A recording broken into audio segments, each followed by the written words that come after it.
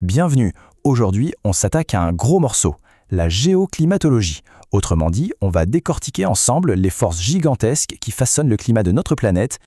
Alors, voilà le programme. D'abord, on va faire la différence entre climat et météo, c'est la base. Ensuite, on verra où tout ça se passe, c'est-à-dire l'atmosphère. Puis, on s'intéressera au moteur qui fait tourner toute la machine. On regardera comment ça dessine les climats sur la carte du monde. Et enfin, on verra que tout ça, ça bouge. Allez, première étape, et elle est super importante. On va clarifier un point qu'on mélange très souvent.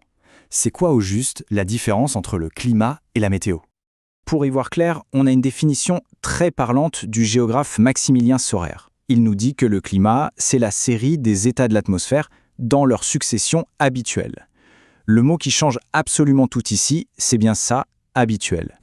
Donc pour faire simple, tout est une question d'échelle de temps. La météo, c'est ce qui se passe maintenant, dehors. Le temps qu'il fait aujourd'hui, demain, c'est l'humeur du jour. Le climat, lui, c'est la grande tendance sur des décennies. C'est la personnalité en quelque sorte. C'est ce à quoi on peut s'attendre en moyenne dans une région. Ok, maintenant qu'on a bien fait la distinction, voyons un peu où est-ce que tout ça se déroule. Il faut imaginer une sorte de bouclier de gaz qui nous entoure en permanence. Cette enveloppe, c'est notre atmosphère. C'est une couche de gaz d'environ 800 à 1000 km d'épaisseur.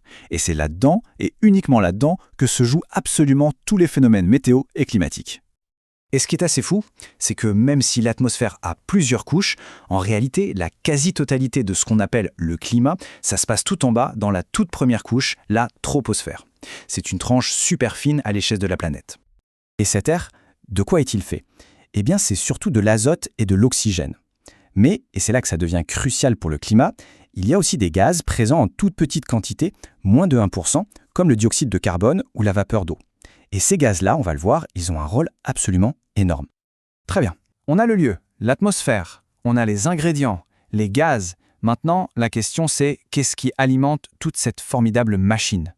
La réponse est simple, une seule et unique source d'énergie, le Soleil. Le Soleil envoie son énergie, ça chauffe la surface de la Terre. Et notre atmosphère, elle, agit un peu comme la vitre d'une serre. Elle laisse entrer une partie de la chaleur, mais elle en retient une autre. C'est ça, le fameux effet de serre. Et attention, c'est un phénomène totalement naturel et même vital. D'ailleurs, pour bien comprendre son importance, imaginez une seconde qu'il n'existe pas.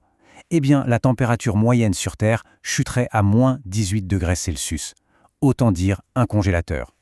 Donc, heureusement que cet effet de serre est là. Grâce à lui, on bénéficie d'une température moyenne beaucoup plus clémente, aux alentours de plus 15 degrés. C'est ce qui rend la vie possible tout simplement. Seulement voilà, ce chauffage n'est pas du tout uniforme. La Terre est ronde, donc l'équateur qui est face au Soleil reçoit un maximum d'énergie. En revanche, les pôles reçoivent les rayons de manière beaucoup plus rasante. Résultat, on a un énorme surplus de chaleur à l'équateur et un déficit permanent aux pôles. Et que fait la nature face à un déséquilibre? Elle essaie de le combler. L'air chaud des tropiques va donc vouloir se déplacer vers les pôles. Sauf que la Terre tourne sur elle-même, et cette rotation va dévier la trajectoire des vents. C'est ce qu'on appelle la force de Coriolis. Et tout ça, ça crée de gigantesques boucles de circulation. L'exemple parfait, c'est la cellule de Radley. Regardez, l'air chaud monte à l'équateur, il part en altitude, se refroidit, redescend plus loin et repart vers l'équateur au niveau du sol. C'est une vraie machine de redistribution de la chaleur. Bon, on a vu le moteur, on a vu les mécanismes de circulation. Maintenant, voyons quel tableau ça peint à l'échelle du globe. Comment est-ce que toutes ces forces-là finissent par sculpter les différents climats qu'on observe sur Terre? Eh bien, le résultat de cette grande mécanique, c'est une incroyable diversité de paysages climatiques. Cette circulation de l'air, finalement assez prévisible, va découper le monde en grandes zones climatiques.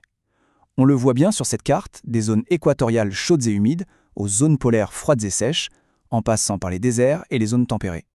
Chacune de ces zones a vraiment sa propre signature. Près de l'équateur, il fait chaud et humide toute l'année. En zone tropicale, on a l'alternance entre saison sèche et saison des pluies. Il y a les grandes zones arides où il ne pleut quasiment jamais. Les zones tempérées, comme en Europe, connaissent de vraies saisons bien marquées. Et aux extrêmes, les climats polaires dominés par le froid. Mais il y a un point absolument essentiel à comprendre. Ce système, ce grand tableau, n'est pas du tout statique. Il n'a jamais été stable. Il est constamment en mouvement. Si on regarde dans le passé, même récent, on voit bien que le climat a toujours varié. Au Moyen-Âge, par exemple, il y a eu une période plus chaude en Europe. Puis, au XVIIe siècle, on est entré dans le petit âge glaciaire, une période bien plus froide. Le climat change, c'est un fait. Toutes ces variations nous prouvent une chose. Le système climatique est un équilibre super fragile. Il suffit d'un petit grain de sable dans la machine, que ce soit un changement dans l'orbite de la Terre ou une grosse éruption volcanique, pour que les choses changent. Le truc, c'est qu'aujourd'hui, on est en train d'ajouter un nouveau facteur dans cette équation. Et un facteur de poids. Nos activités modifient la composition de l'atmosphère à une vitesse qu'on n'avait jamais vue auparavant. Et c'est là qu'on arrive à la question centrale, celle que la géoclimatologie nous aide à poser correctement. On l'a vu, le climat a toujours changé, c'est une certitude.